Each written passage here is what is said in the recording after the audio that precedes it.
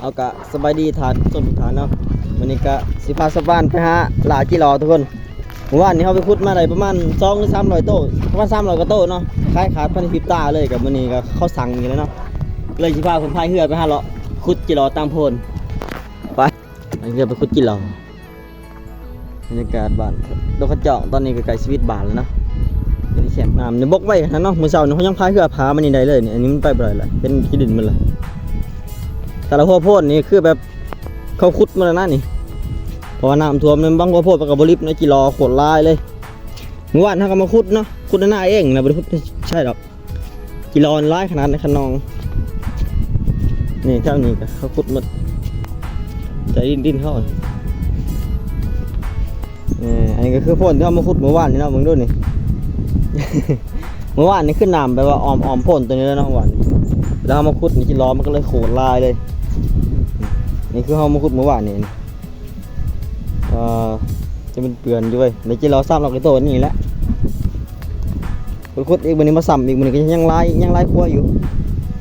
เดี๋ยวจะไปหล่อตั้งพนองเท่านั้น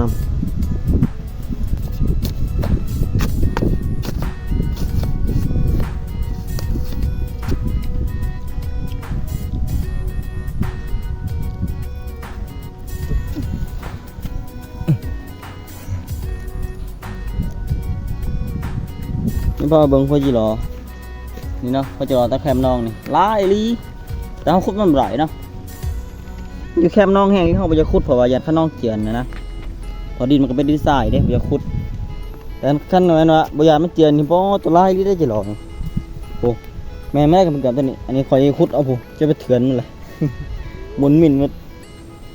หูมันก็มีตัวเล็กตัวตื่นเนาะนี่อันนี้เขาก็ได้นะขุดไปเทิงไปได้นี่กันที่มุงลอยได้ที่มุงลอยนี่แหละจะประมาณเข้ากัน150 200ปะนี่แหละ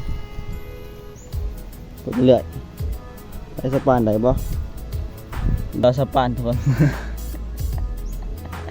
เอาไม่ได้ดิ